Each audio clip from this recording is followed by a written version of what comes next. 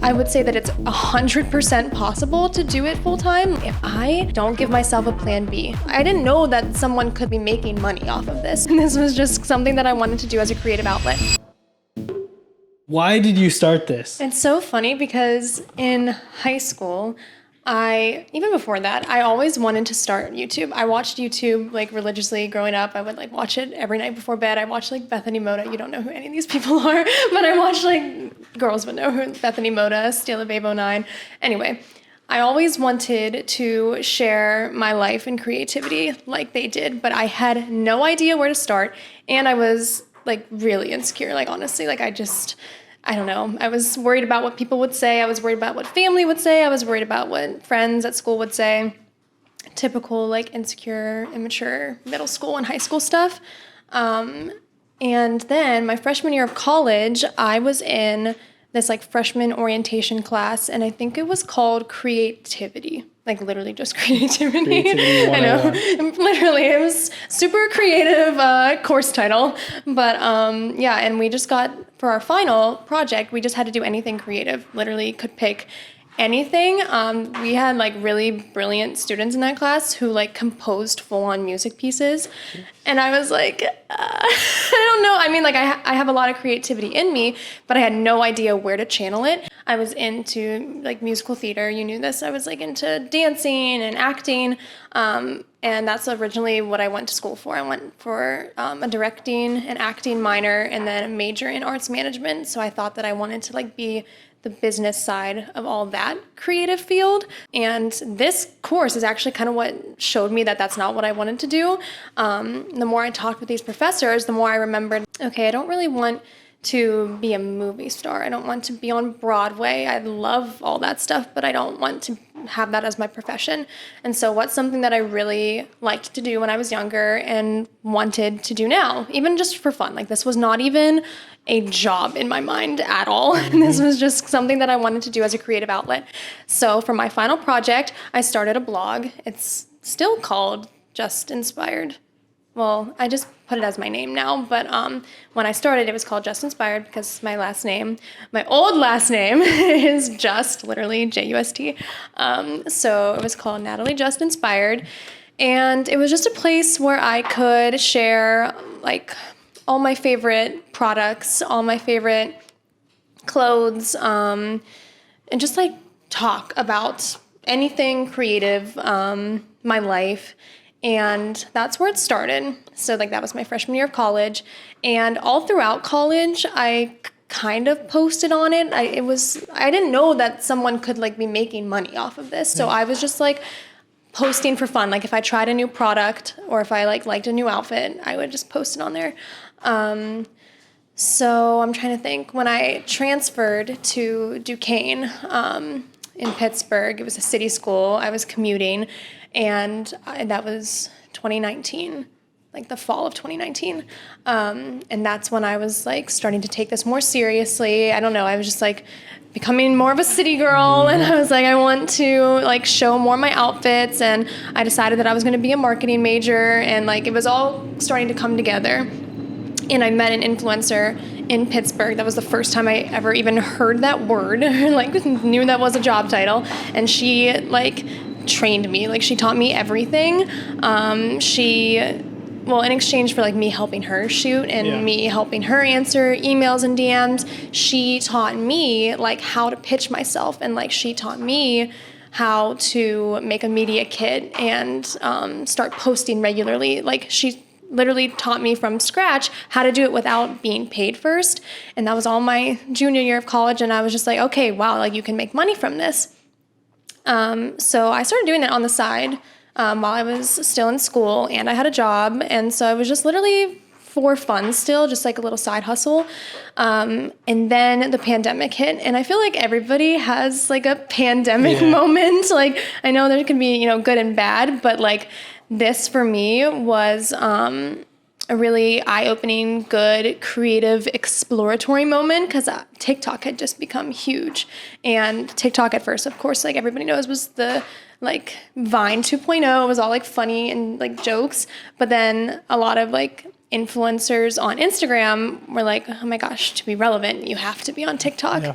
So that's when I was like, you know what? I'm just going to start posting outfit videos, like just clips of my outfit on TikTok as well. Reels wasn't even a thing yet. So like that was all I was doing. And I ended up growing pretty quickly on there. And then those followers transferred to Instagram.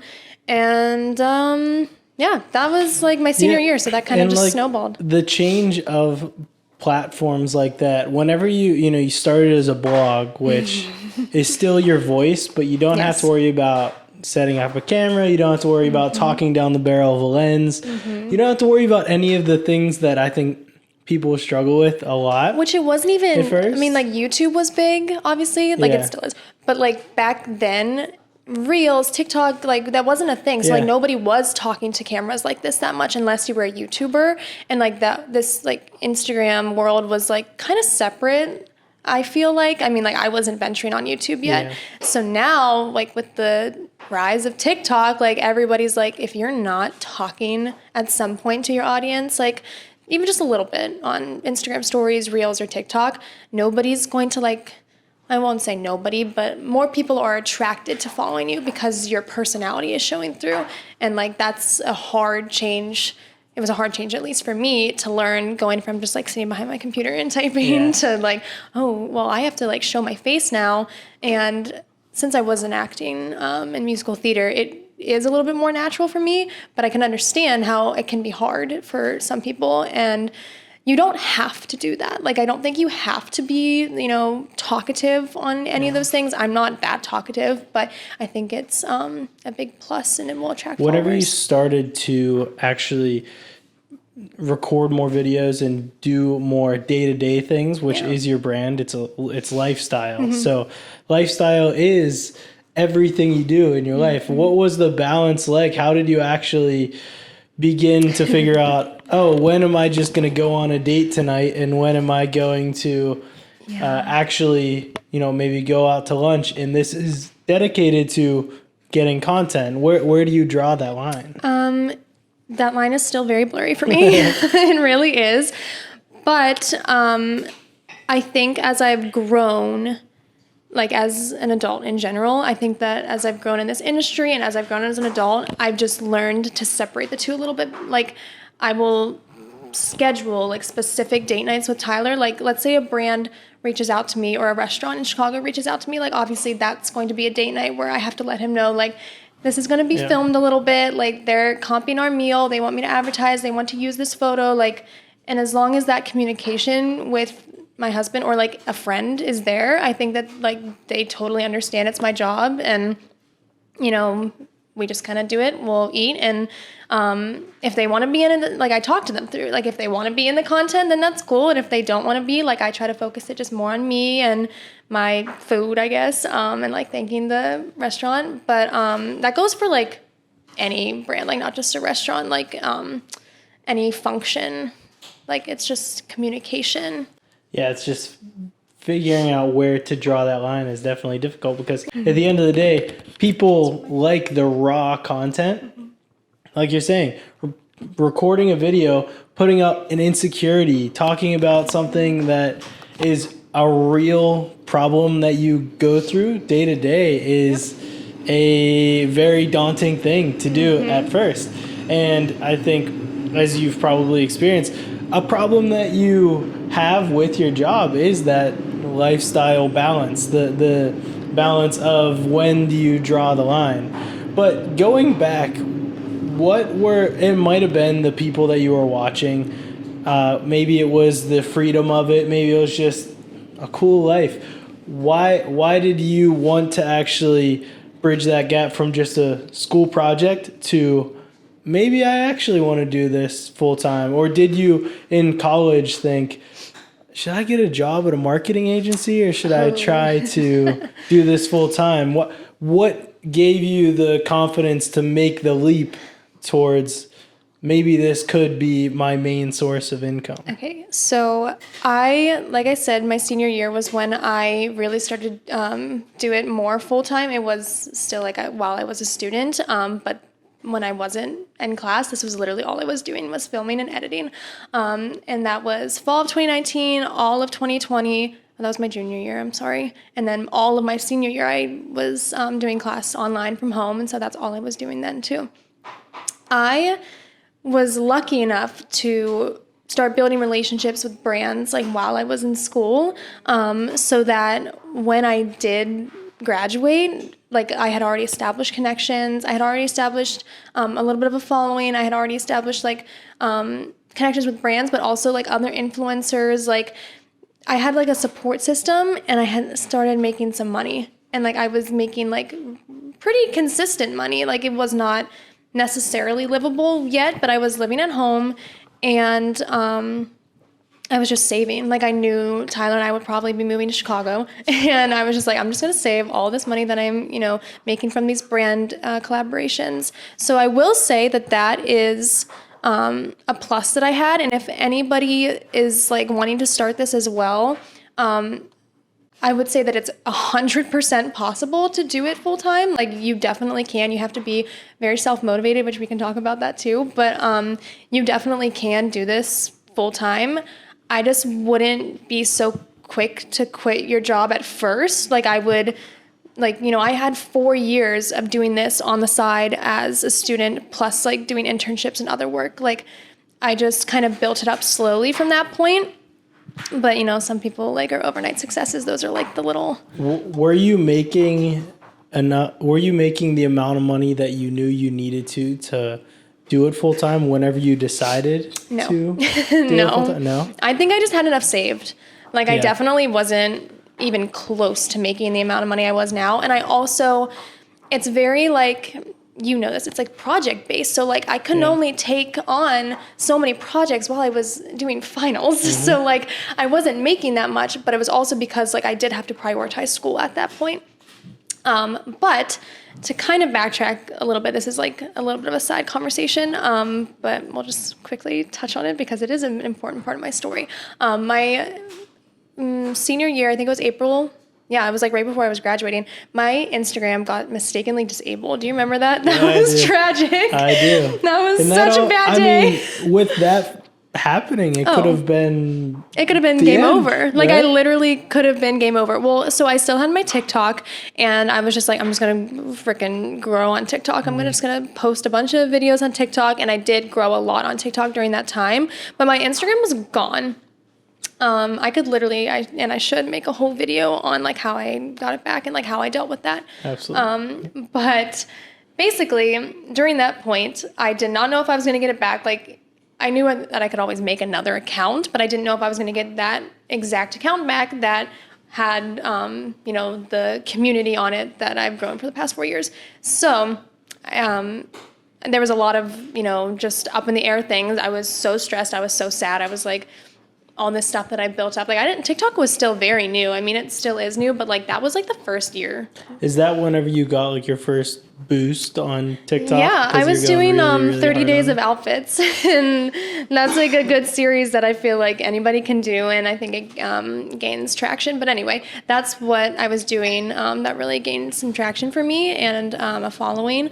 But anyway, so while that was gone, I lost it for a whole month. Like I actually think it was March of 2021, where like March to April for an entire month I had no Instagram. Nobody was getting back to me. I talked to the Facebook Business Help Center every day. They were probably so sick of me, but I was in their DMs every day. Did they take a picture of you with your ID or with your name or something? It looked like I was like going to jail. Like I had to hold this like a mugshot. Yes, I had to hold this white piece of paper up, and they were like, write this code down, and I was like this. I was like probably crying, and I was like, please give me my Instagram back. But so during that time, TikTok was new. I actually did start interviewing at agencies because I was like, what the heck else am I going to do? Yeah. Like, I have to make money. And I talked to this one agency who I really liked her, actually. And if things would have been different, it probably would have been like a good place for me to start right out of college. She wanted me to actually like start helping her with influencer work. So like it would have been a good gig. But right around that time was when I got my Instagram back.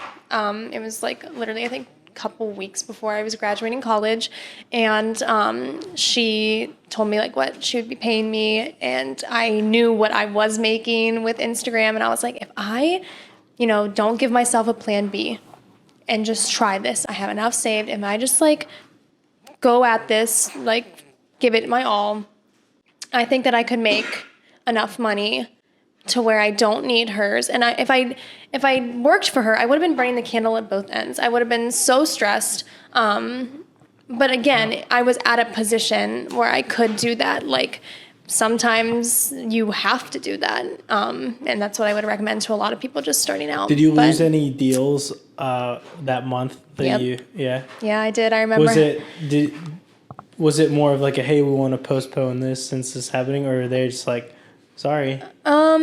I think I can remember that I didn't have a paid collaboration. Like I didn't have anything where I had to be like, I am so sorry, like I can't deliver and lose out money. But I had a lot of brands come to me and say, hey, we would like to work with you on this. And I was just like, my Instagram is mistakenly disabled. Would you like to do TikTok? And some of them actually did do TikTok, but some of them were like, okay, talk to us when your Instagram's back. And I was like, I don't know when that's going to happen. That's crazy. What do you think the split is now with money you make on TikTok versus Instagram, percentage-wise? Like personally? Yeah, I'm just thinking, are more companies actually advertising on TikTok or pushing influencer marketing? Yes, but it's still so tough to navigate TikTok sponsorships because you don't know what's going to hit. Yeah. So like a lot of brands, what they're doing now is like if you have a sponsored TikTok, you have to send them like a Spark code. I forget exactly what it's called. Maybe that's not even how you do it anymore. I don't know. But for a couple months at least, that's what I had to do. I had to send them like this Spark code, and then they would like boost it. So I would like see some of my friends have like millions of views on their ads, and I'm like, how do you have millions of views on an ad? Like my ads are like they tank. Yeah. And they were like, well, they boost them for us. And I think brands were like slow to picking that up. And like, so were creators, but TikTok does have like a good, creator portal that I just like have not explored enough. But I would say it's like, I would say like 60-40 maybe in general. And for me, 60% of my income is in Instagram. Okay. Well, actually, personally, I would say maybe like 70-30. Okay. But in general, I would say 60-40. Okay. That's my take. Like, that's interesting because I think whenever it comes to YouTube or Instagram, if you're advertising with a creator, if you're hiring them to promote your product, whatever niche they're in, it's going to reach that niche. But I think on TikTok, I mean, you have no idea who that video is going to actually get pushed to because me personally, I never scroll on my following feed on my TikTok. I know, ever. it's so bad. I've like actually had to make it a point to do that to like support some of my friends because I like forget. I always scroll on the For You page. Yeah, and so I mean, you don't know what videos you're gonna see. You don't know who it's gonna be pushed to. But on Instagram or YouTube, Yes. Oh, she is a lifestyle beauty influencer. This is probably gonna go to girls around her age or younger, right? But on TikTok, you have no idea. But that's the interesting thing is in how the platforms have evolved, and also as you've evolved as a creator.